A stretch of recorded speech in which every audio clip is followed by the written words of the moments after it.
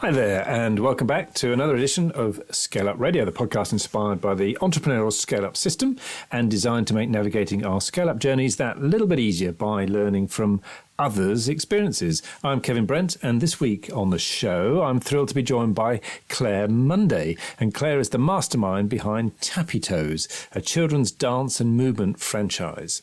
Over 20 years, the last 2 decades, Tappy Toes has evolved from Claire's passion project to a thriving franchise with 30 locations across the UK and a recent launch in Dubai. And what's Claire's recipe for success?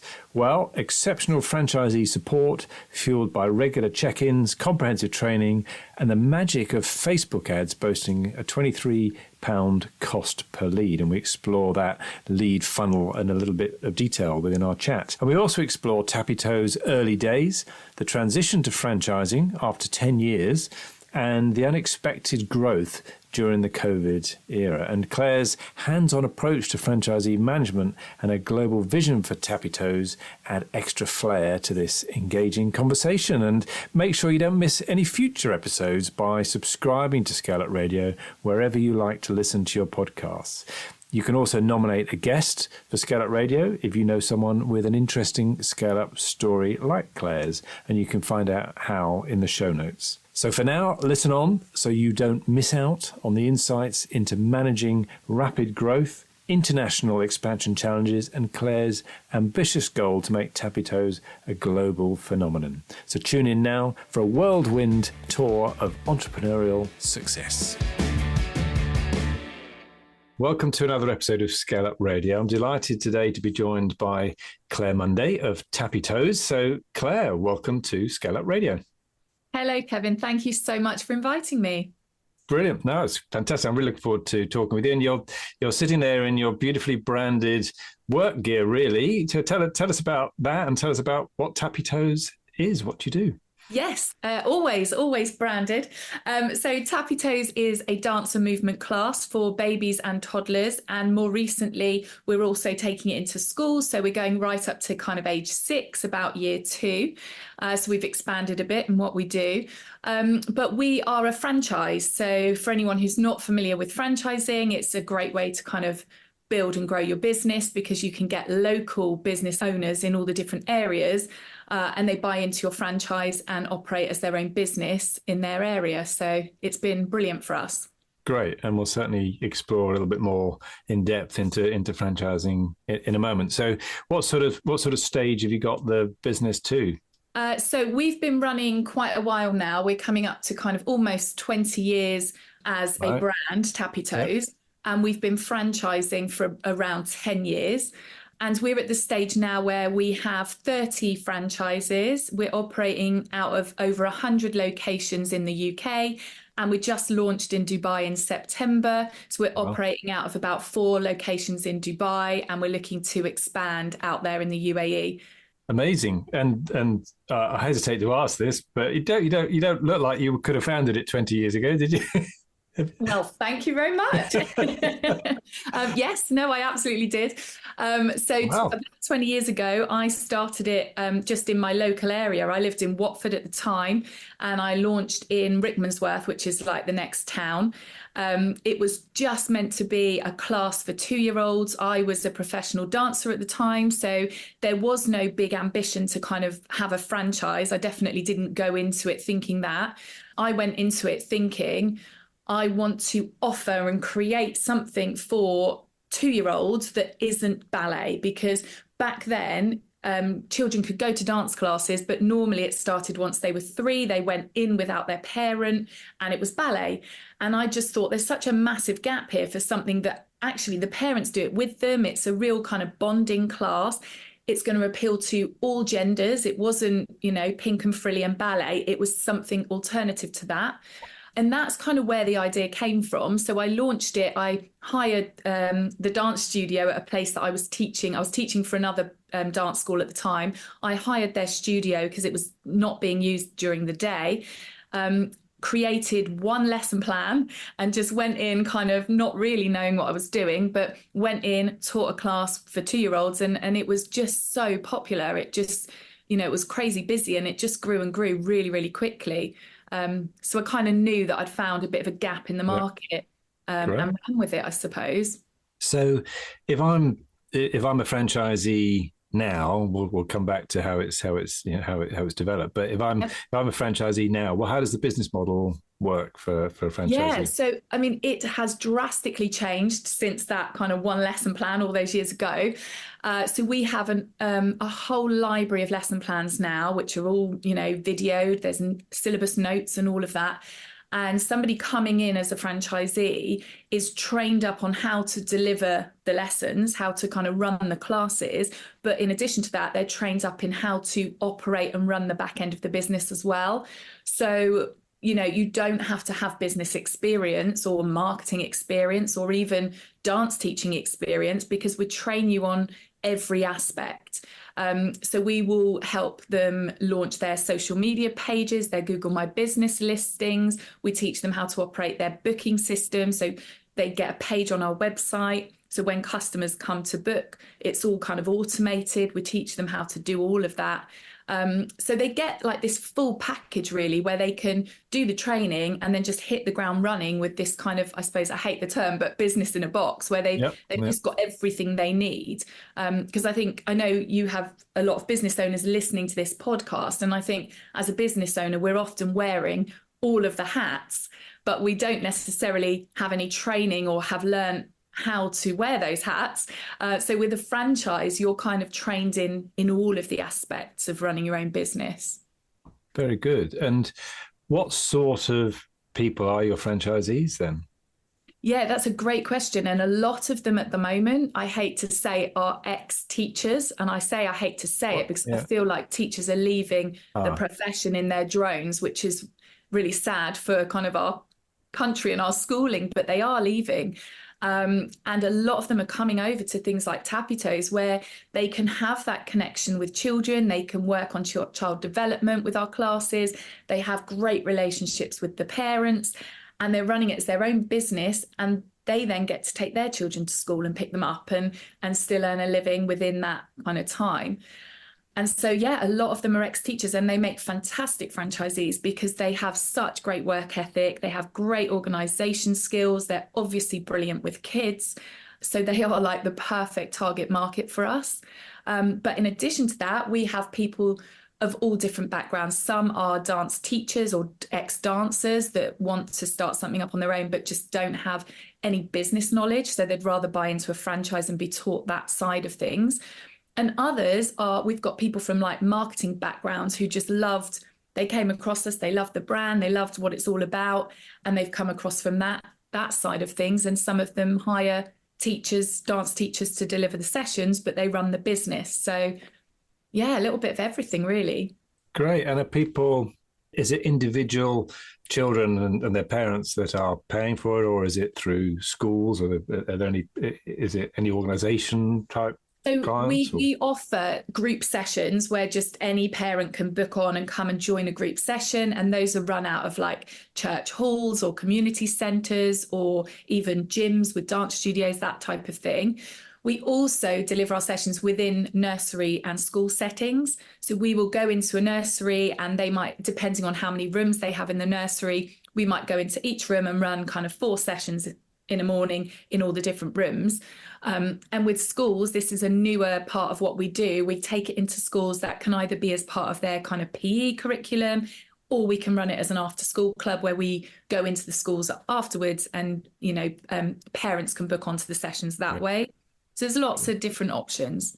And from your perspective, what's the marketplace like that you compete in for franchisees? I guess what else is out there, or how are you different?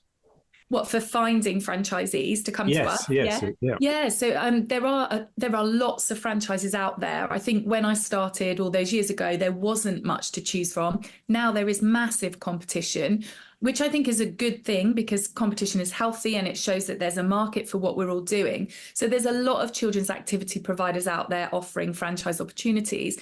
I think what sets Tappy Toes apart is we are massive on the support, the franchise support. We've actually won quite a few awards on our franchise support. And so I feel like people coming into us feel very well supported and looked after.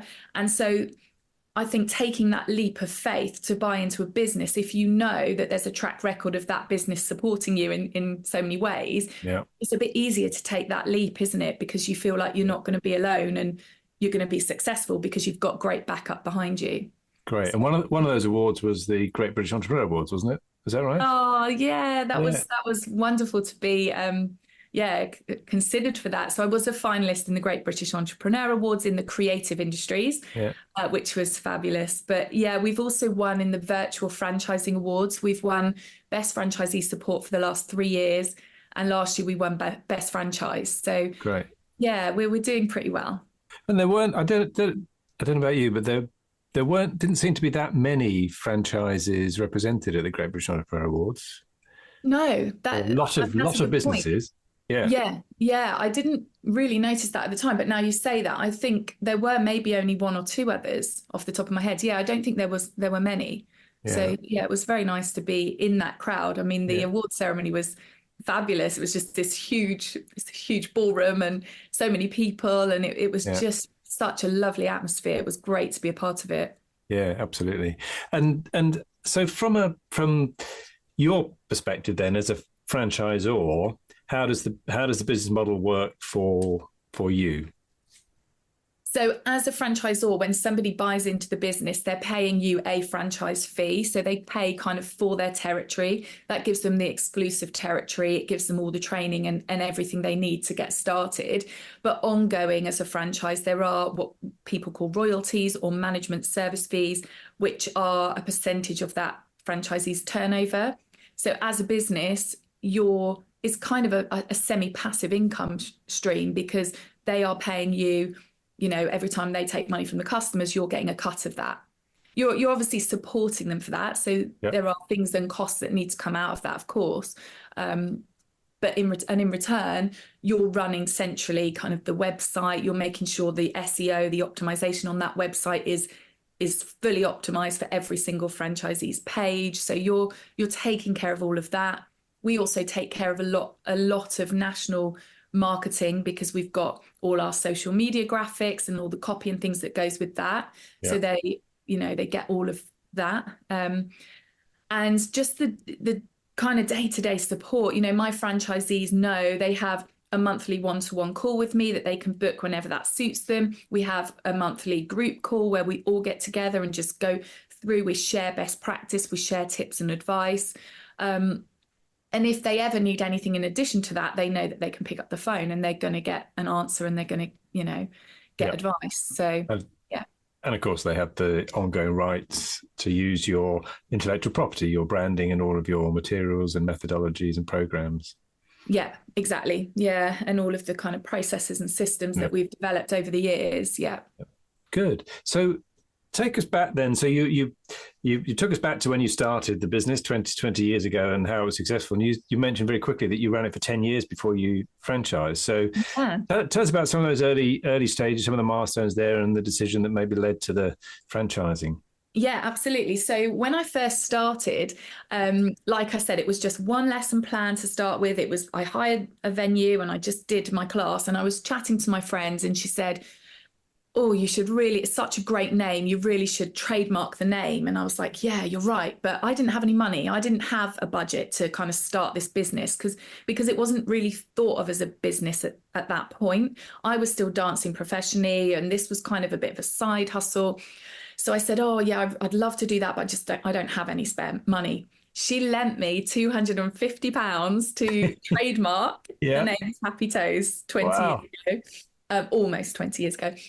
So she just went, look, let me lend you the money, get this trademarked. I really think, I really believe in it, and I think it could really go far. And thank God she'd kind of said that to me. So I borrowed this £250. I went online, I searched and learned how to kind of trademark it, did it all myself, sent that off, got the trademark. The classes were growing organically. I wasn't really spending any money on marketing or anything like that, but they were just growing through word of mouth. It got to a stage where I couldn't do all of them because I was busy with other stuff as well. So I employed a couple of freelance teachers to deliver some. And then it got to the stage where I thought, in order to grow this business, because I think it's got legs, I'm going to have to really think about where I go, because hiring teachers in all different locations is all well and good, but they don't care about the business like you do, because they're just getting paid to turn up and teach a session. Yeah. So if a teacher's ill or they're off because they get some other work or whatever, you're constantly dealing with the stress of replacing the teachers. And if it's not in the area where you are, you don't really know where to look for people, et cetera, et cetera. So that's why I decided to go down the franchise route, because I thought, actually, then I've got people that really genuinely care about growing and building and sustaining that business in their area, because it's theirs, it's their business. They're going to grow it. They can grow it to a stage where if in 5 years they decide to exit the contract, they've got an asset to sell. They can sell it on. It can continue. And it just seemed like the logical step, I suppose, to go down that franchise route. I didn't do that for many years, because I was just kind of happy running a few classes. And, it was when I got pregnant with my first child that I thought, right, now I need to really think about building this.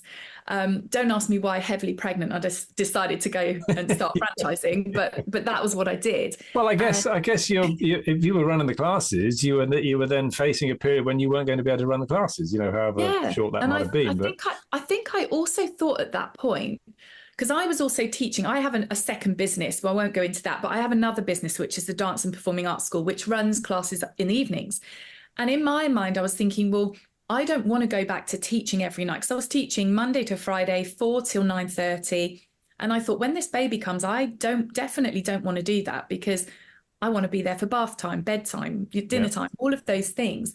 And that's what led me to think, actually, Tappy Toes could be a brilliant business for a parent that wants to be there for their kids, but also wants to earn a living. So I think that's what spurred me on, was, right, now I need to make this work, because I want to take my kids to school when they start school. I want to put them to bed at night.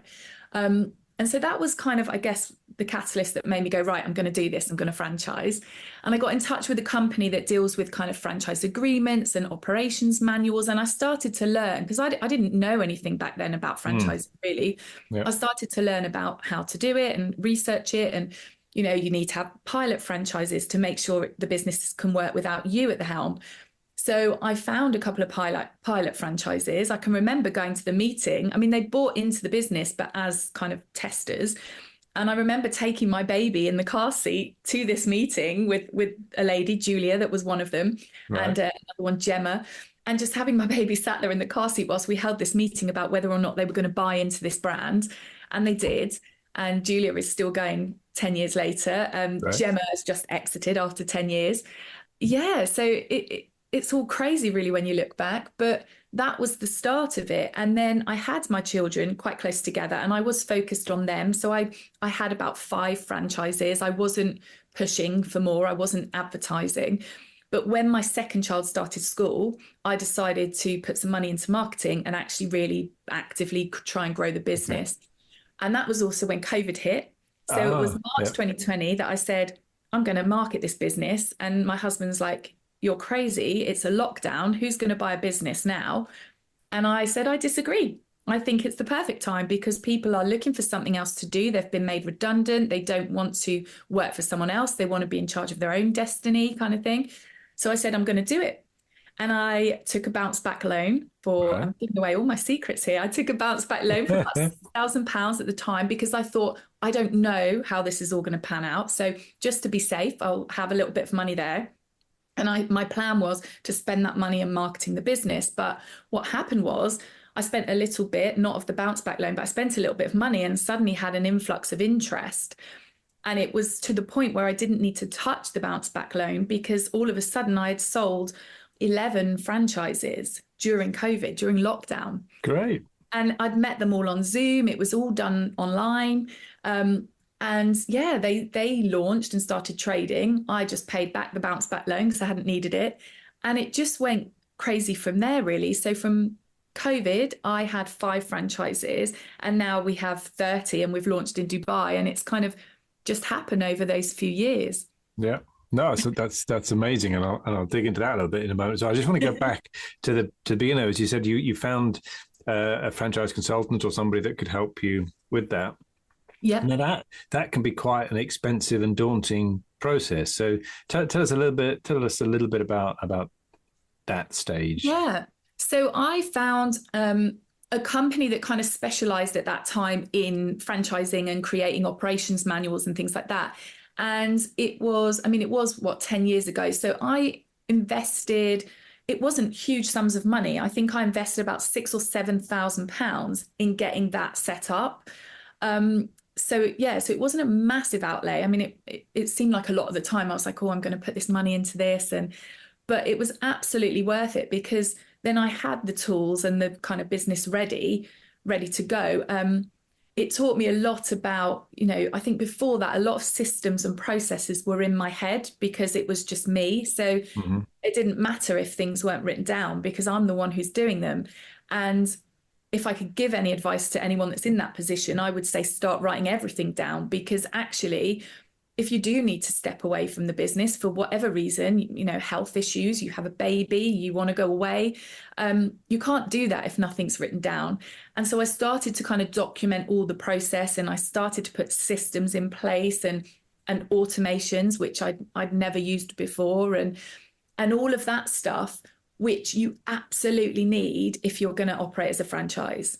So you need everything documented. You have to kind of spoon feed, because something that's common sense and easy and normal in your head is not common sense, easy and normal to someone else. It's completely new. Well, you've been doing it for 10 years at that point. So, yeah, exactly. Yeah. And you actually don't realize how much you know until you start writing things down and documenting things. And suddenly you go, oh my God, yes. When I started that was the process that I went through. And that's the process that every franchisee is now going to have to go through. And so over the last few years, every time we onboard a new franchisee, we tweak and improve that process, because we learn something every single time. And I want to make it as easy as possible for somebody buying into Tappy Toes to launch. I want them to feel like this was the best decision they ever made. Everything is taken care of and they don't have to worry about anything. And the only way I'm going to do that is to tweak and improve every time someone comes into the network. So that sounds very reasonable amount of money, actually, for developing all the manuals. And did that include all the legals and everything that you needed to go to market with the franchise? It did. And nowadays it is a lot more expensive than that. I know it was a very good package at that time. It's definitely going to be more than that now. Great. And one of those early challenges with any franchise is establishing enough credibility when you haven't got any franchisees for them to buy in. Now, it sounds like you did that with a couple of pilot franchisees. How else did you provide the sort of credibility, the confidence to somebody new coming in looking to purchase? I think that kind of going forward, I started to really push hard to enter lots of awards and things like that would say to prospective franchisees, okay, this business is a good, solid business. Yeah. I also joined the QFA, the Quality Franchise Association, and that has quite a strong and strict vetting process to make sure that your legal agreements are ethical, that they're correct, that your operations manual is sufficient. And, they look into the nuts and bolts of your business, and they either say, you need to go away and do this before we'll accept you, or they say, yes, you've got everything in place, you can be a member, kind of thing. So I think that gives credibility to, once people understand that that's what the QFA is, that gives credibility to your brand. Yep. And then all the different awards and things definitely help. Plus, we also implemented Trustist, which is kind of a review platform. So all of our reviews are put into one place on our website. So if somebody comes to our website, there's almost 600 5-star reviews about Tappy Toes. So for somebody looking at the brand, they're going to go, oh, wow, like this is a really popular class. There's so many good reviews, and they can read through all of those. So I think, entering yourself for awards. And I was a little out of my comfort zone when I started doing that, because it feels like you've got to be a bit braggy. You've got to kind of blow your own trumpet. And I just, it sit very comfortably with me when I started doing that. But I realized that actually, in order to grow the business and, like you said, get the credibility and all of that, you kind of have to do that. You have to do it. So that's what I did. I focused for, I think probably that year, I was like, right, I am going to win some of these awards. I'm going to enter as much as I can. I'm going to, and it really paid off. Very good. So you've told us about the impact of lockdown and how you managed to really almost give a boost to the growth of the business at that point. So talk us through that then, because that's now you've had 5 franchisees, and that's probably quite comfortable. You're managing that quite nicely, and then all of a sudden now you've grown to 30. So talk us through some of the milestones in that, some of the things you've got right, things you maybe haven't got right.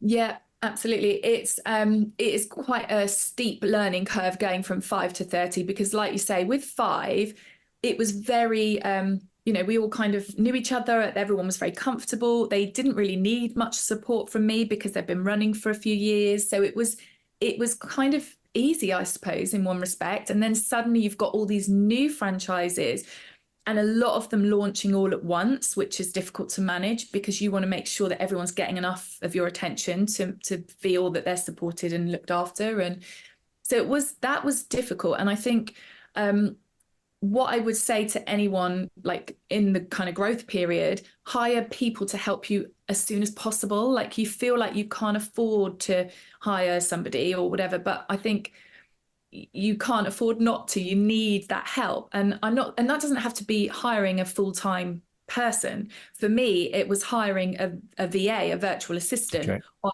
X amount of hours per week that would then take my emails off me, for example, and respond to things and delete the junk mail and the stuff that, you open your computer and you've got like 150 emails and half of them you don't need to see.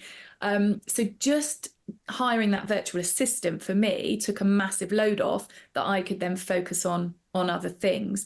The next thing I did was hire somebody to take over the social media and create the graphics and things to share with the franchisees, because like I said, we're wearing every hat, we're doing every job in the business, and actually somebody else can do that and probably do it better than me. So that's what I did. But these people are all on kind of freelance basis. They're not on the payroll. I'm not having to stress that, I've got to find X amount per month to pay people. You can do it that way. And then when you're ready, you can put someone on the payroll and have someone full time. But I definitely think getting help is essential. Yeah. So how do you look after those 30 franchisees now? Yeah. So like I said earlier, we have our monthly one-to-one kind of check-ins that they book. I just send a calendar link. They book the times that they want. We check in. I monitor kind of their progress and how things are going through statistics. So I look at how many web hits they've had directly to their page, because if that people are going directly to their page, that's marketing that they've done and not that I've done, because I would never send people directly to their booking pages. So it tells me, if somebody's not getting any hits directly to their booking page, they're not doing enough local marketing. And then I can help them with that and say, right, look, this is what you need to do because you are not getting, this is the average for the network, you're way below average. What do we need to do to make sure you're getting that local marketing? So that helps them. I look at their class numbers, how many kids they've got attending, how many new students they've had. And then that tells me whether those students have enrolled or not. And if they haven't enrolled, is there a problem with the class that they're delivering? Can we look at improving, giving them some more training on delivering the sessions, for example? So there's lots of different sort of, I suppose, KPIs, if you like, of, just checking in to make sure that they're doing everything they should be and supporting. You always, I think in franchising, you have 3 categories of franchisees. You have the ones in the middle that are just kind of doing okay, coasting along, everything's fine. You have the ones at the top that are doing amazing. Their classes are always full with waiting lists and they've got loads of bookings, etc. And then you've got the bottom third that are struggling and maybe not getting enough people in. And generally they are the ones, sorry to say, that aren't following the systems and processes that maybe just need a little nudge to follow them. So how do you bring those ones up to the level that you want? Just extra support and extra check-ins. So, for example, I had one franchisee last week who was struggling to fill a couple of classes. So we had the meeting. I gave her some action steps. Do this, this, and this. Let's check back in 2 weeks. Let's see where you're at. Has it improved? So when we check back in 2 weeks, we'll have a look. the website, her webpage hits improved? Has she had more trial bookings in? And then we'll go from there. If she hasn't, we'll need to work out what to do next. If she has, great, we'll keep doing what she was doing. So yeah, there's lots of things measures that you can put in place to just make sure that everyone is okay. And this is still essentially you managing the 30 franchisees, or have you recruited in between now?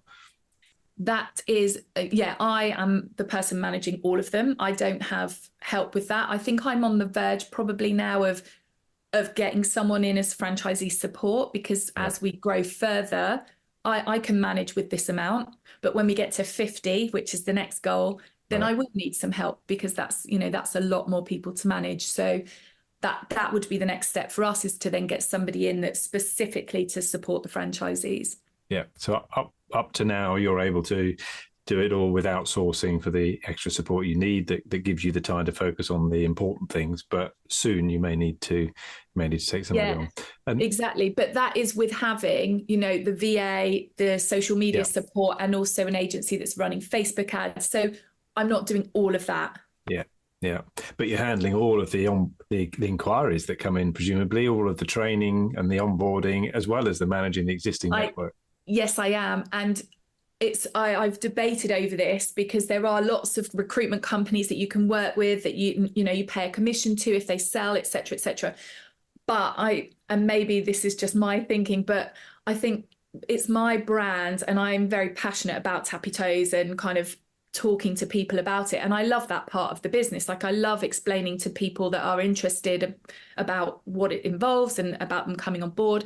And I feel like that's my, excuse the term, but the zone of genius or whatever is the speaking to people, prospective franchisees. So I don't really want to pass that task on to a recruitment company, because I just don't see how they can deliver the kind of the presentations with the passion that I have, because it's not their passion. So I know other franchises will disagree with me and they hand off the recruitment completely. But for me, that's the side that I focus on. And up to now, it's served me well, because, we've grown over the last couple of years. So yeah, at the moment, I'll continue doing that.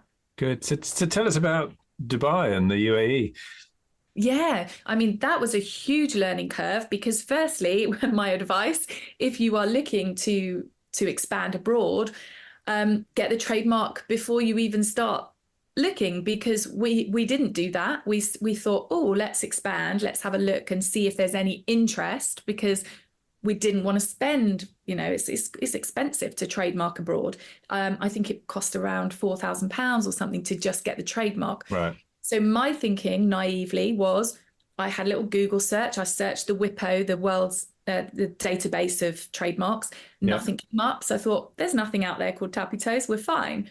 Started to look for, if there was any interest in having a franchise out there. Found someone. It all went ahead. We then applied for the trademark, and we discovered that there was a nursery called Tappy Toes Nursery over in Dubai, and therefore we couldn't use the name. So we had to pivot. And again, being a business owner is all about adapting and changing and pivoting. And so we had to come up with a plan, because I'd already kind of sold the franchise. She was ready to launch. In fact, we had launched as Tappy Toes for a few weeks. And we had to kind of rebrand, and we rebranded as Toddle Toes. So in the UAE, we will be known as Toddle Toes. Right. Unfortunately, it's all going, touch wood, really, really well. She's getting people in, the class is getting really busy, and it's all worked out. But it was a rookie error on my part, and I've definitely learnt from that. So that's my advice. If you are looking to go abroad, get the trademark first before you do anything else. Yeah. So you'd got for your £250, you'd got basically the UK trademark. Yes. But not done anything internationally. Yeah. No, exactly. Well, I also did have already a trademark for Australia, because I was planning to move to go out there, and the trademark now for the EU and UAE now as well. So So what made so you mentioned Australia. Obviously, you had other options other than the UAE. So what what made you start there? Was that just that you got your first bite, or I think basically we were going on a family holiday to Dubai, and I decided before we went that I was going to sell a franchise. It was as simple as that. It was, you know what, we are going out there. Let's check it out. There's a massive expat community. I knew that it would work out there because of that reason. Yeah. And because we were visiting, I thought, well, why not put an advert out? And whilst we're there, if anyone's interested, I can meet them because I'll be there. And so it was as simple as that. And that's what happened. I put an advert out on Facebook. I think I spent £80 on an advert, had about 20 leads, and three of those booked a call. One of them showed up to the call, and she was the perfect franchisee. So I was lucky. I found the needle in a haystack, because it doesn't always work like that. But she was just exactly what I was looking for. She was an expat. She'd been living there for 8 years. She'd got her family out, she's got a little boy, husband out there, and she worked in advertising and PR. So she knew that side of the business. So she was just brilliant. Plus she was an ex-dancer. She danced, as all her life. She was just the perfect person. And I managed to find her. And I think sometimes you can spend thousands on advertising and not find the right person. So part luck, part judgment. I love that story. Well, and yes, exactly. And to a large extent, you make your own luck, don't you? So I love that, combining that with a holiday. I think that's just that's genius. I know. Well, the good thing is I've had to go back out there for a second holiday because I had to go for her launch. So of course. Did you take the whole family that time? Yes. Yeah. Oh, excellent. Good. I love it. Yeah, very good. Good. So we've talked a little bit about the strategic side of the business. We've talked a bit about the people, as well as to how you manage people and keep on top of things. What about the cash? You've hinted at a couple of things, but is it all been funded from apart from the initial 250 that you borrowed for the trademark? Has it all been funded from cash flow from operations? Yes, exactly. Yeah. So I borrowed the £250. I did pay her back, I promise. Excellent. She's still my friend. So I borrowed that money. Apart from that, there was no other borrowing. I took the bounce back loan, but I didn't use it. Paid that straight back. So everything else, has just been funded from putting money back in. When somebody buys a franchise, I will then spend a bit more on marketing. And I think because the marketing has had a good return on investment, it's been worth it. And so then I've upped the marketing spend, and then I've had more leads. And I think another bit of advice, I think I was really scared to spend on advertising because you feel like you're spending all this money out and you don't really know if it's working and, if you're getting it back. So I would say learn how to track that so you can make sure your Facebook ads are bringing people in and you are getting a return on your investment. And you can track that in so many ways. Perhaps it's just a case of asking people, well, where did you see me? It doesn't have to be really technical, but you need to know, if what you're spending is bringing you more people. And I know that my Facebook ad spend is basically bringing me all of my franchisees. That's where they all come from. They see an advert pop up on their Facebook, because that's just where my target market is. It might not necessarily work for other people, but for me, my target market are on Facebook. They're looking on Facebook. Tappy Toes pops up. They get in touch. And that's where they're all coming from. So I know that when I spend a bit more on Facebook advertising, I get more leads, and more leads eventually leads to more franchises. So for me, it's a really, really good marketing stream. What does your cost per lead look like? It varies. At the moment, it's about £23 per lead, I think, off the top of my head. But it varies. I mean, during the COVID time, it was nothing. It was like £2.50 a lead. It was crazy. It was really, really low. And it's skyrocketed since. I think the whole of Facebook ads have been more expensive since COVID. Yeah. And what sort of, from your leads, do you have a feel for your conversion rates? So generally speaking, I will do maybe 10 discovery calls and one of those will turn into a franchise. Okay. So, that's on average, sometimes more. Yeah. About 10. So I know I need to get 10 discovery calls booked in order to sell a franchise. I've got my target because I know, I guess another tip about kind of goal setting and just working back from your goals. So I know that I want to hit 50 franchises by the end of this year. And in order to do that, that's a big goal. And in order to do that, I need to have, I haven't got the figures in front of me, but it's something like 11 or 12 discovery calls per month to kind of hit that, something like that. And I think so far for January, I've had about 15 booked in. They're not all showing up. Some of them don't show up. But yeah, so I kind of have in my head, right, I need to get these discovery calls booked in. Because you'll need, if it's a 1 in 10, you'll need about 200 discovery calls, won't you, to get your 20 extra franchisees? And from the leads then that cost you 23, how many of those lead to discovery calls? Oh, now you're asking me. I'll try to get your actual funnel here. But it's really, I know you are, and I've not looked at that for a little while. But it's probably out of 100 leads, I'm going to get 10 calls. It's roughly. And then you're going to get one. I'm going to get one. So out of 100 leads, I'm going to get one sale. Which is absolutely recognised as about the standard metric for franchising. It is about, it is exactly that. 100 leads to one franchisee. Yeah. No, really, really interesting. So, and what about the international expansion? Then what's within that 50, within the extra 20, are some of those international? No, those are UK. The goal is UK. Internationally, I'm deciding on the strategy rather than kind of jumping in like I usually do. I'm actually going to come up with a proper strategy this time. And I think what I'm going to do is actually look for a master franchise to take on that whole region. So I have spoken to a couple of consultants, and I think that is the best way to go rather than having lots of individual franchises that I'm managing. If I can find a master franchise who will manage all of them, I think that's going to be a much better kind of plan for growth. Having one out there now is great because that's almost like the pilot to test it out, to say to a master, well, look, this is working. And then it's more attractive because they know it's not a completely new market. We've already got somebody running classes and it's working. So that's the plan. Yeah. Great. Oh, and and that would be a good, maybe that would be a subject for a follow-up call with you as to on the master franchising side and your experiences around that. Yeah, I better get on with that then.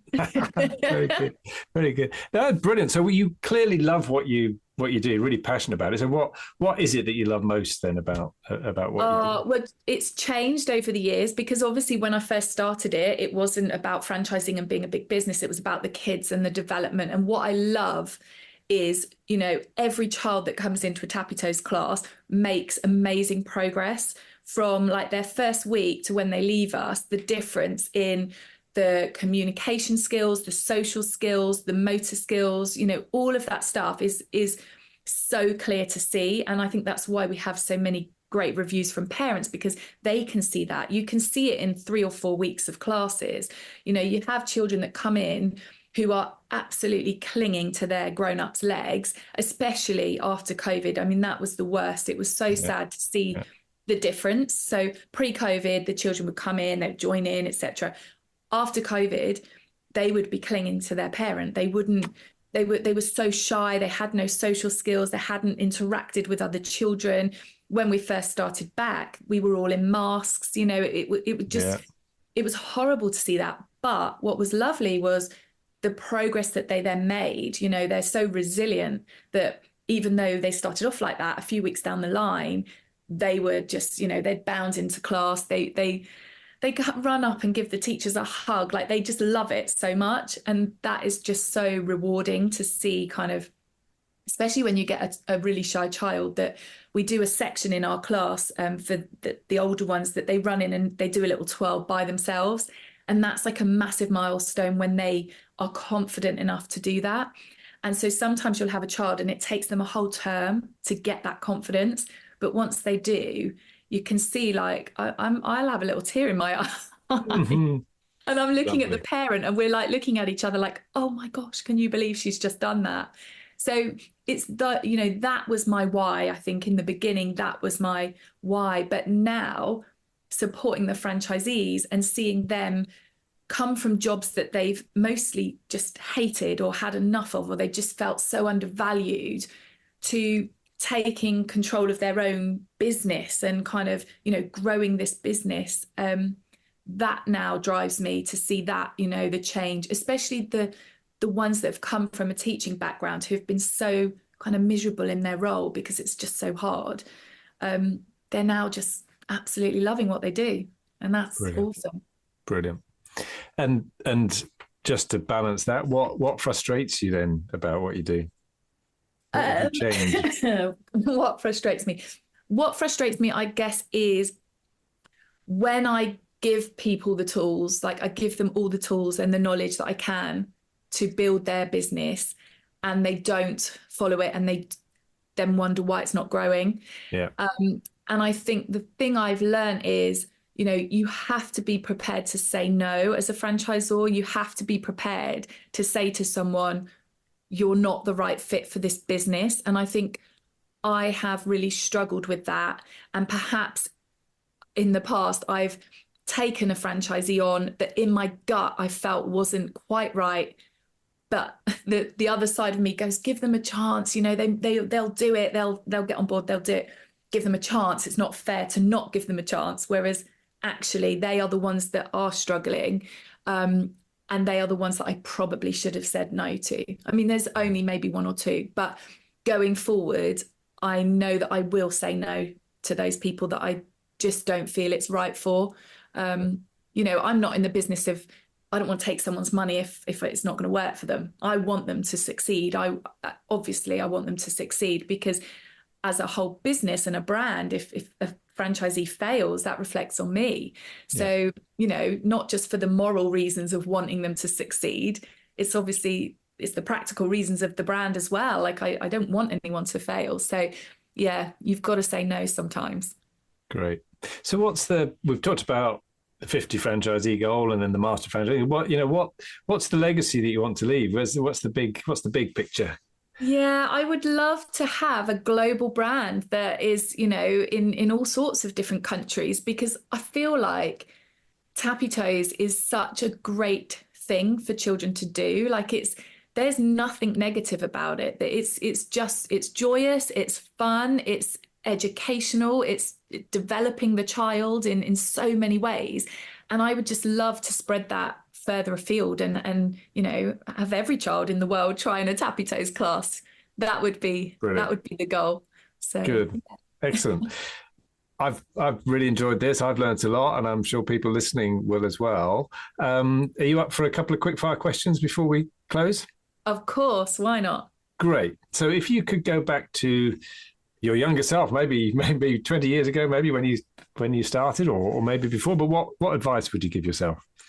I would say get help sooner with things. I always feel like I can just do everything myself, and I rush headfirst in and I want to do everything myself. But actually, I would say to myself, take a step back, get some help, delegate more, and it will be easier and it will grow quicker that way. Yeah.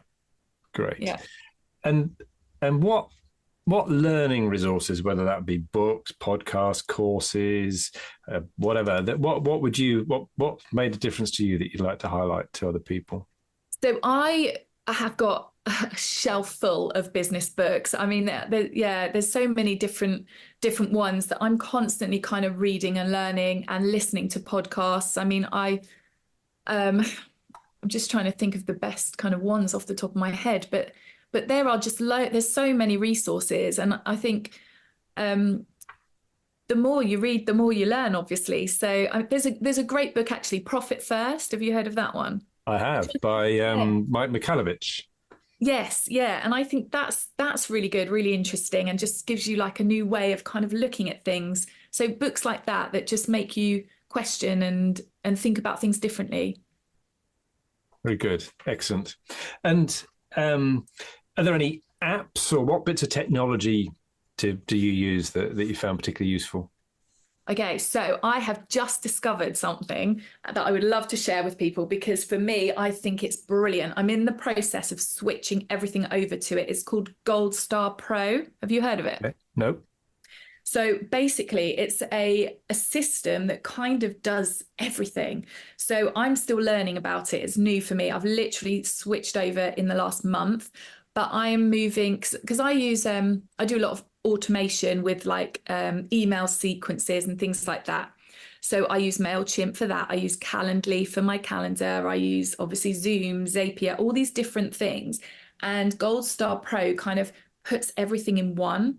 So I've managed to move my calendar over, which obviously connects to Zoom. I've got my mailing email list that I've just moved over, and you can create all these amazing workflows, and I'm finding them so much easier than MailChimp. So I've moved everything over, and actually for the monthly fee, it's probably going to be less than what I'm spending on all the other different apps. And there's a social media scheduler that you can use, and you can attach tons of different social media pages. It's not just one or two. Like I've got all my my business listings attached to it, and I can schedule out all these posts. And it's just so far it's amazing. I'm really enjoying it. Sounds great. I'll look that out. Good. And is there anybody that, who would you say has had the most influence on you as maybe in developing Tappy Toes or as a business leader? Who do you look up to? Oh, so, I mean, going way, way back, my very first dance teacher, God rest her soul, she inspired me in so many ways. I wanted to be a dance teacher, like all my life. So it's kind of, I am doing the dream sort of thing. Because even before I danced professionally for 10 years, but even before doing that, like I wanted to teach dance, and she inspired me so much. So I think it was all down to her that I went down this sort of teaching dance route, and then everything grew from there. So yeah, I would have to say her. She was called Miss Watts. Good. No, that's great. And you've already said that your most successful marketing tactic is Facebook ads. Yeah, is that right? Yeah, Facebook ads. I do also do Google ads, which do work as well. I'd say the most beneficial for us as franchisees and getting people into the class is word of mouth. Word of mouth just spreads, and people come to classes because their friend loved it. So that's also a big one for us. Very good. And the last one, if you had one question that you could ask another business owner, what would you want to ask them? Oh goodness. Oh, that's a tough one. I could ask another business owner. I think I would be really interested to kind of ask them how they do it. How much help do they have? How much do they delegate? I'd be really interested to see if what I'm doing is what most business owners are doing, or have they got some secret that I'm not aware of? I don't know. I'd love to delve into that. Yeah, nice, very good. No, it's a difficult question. Yeah. I thought I'd throw it at you. Thank you for that. Excellent. Good. Well, it's been an absolute delight talking with you, Claire. Thank you very much for being my guest today on ScaleUp Radio. If people would like to get hold of you or find out more about Tappy Toes, what's the best way for them to do that?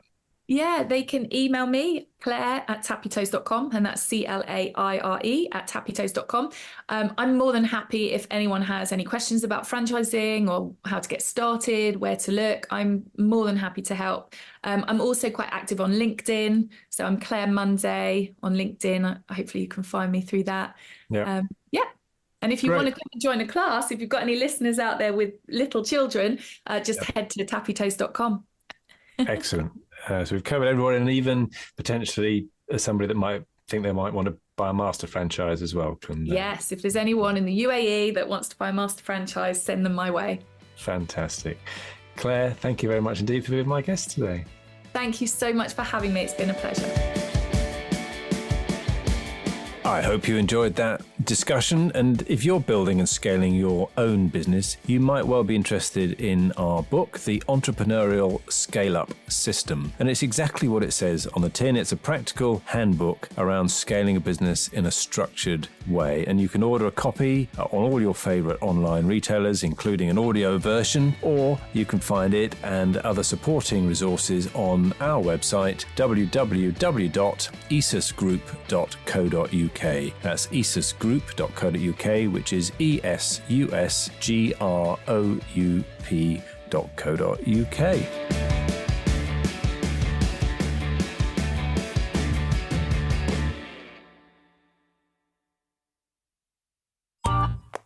This has been a Monkey Pants Productions podcast.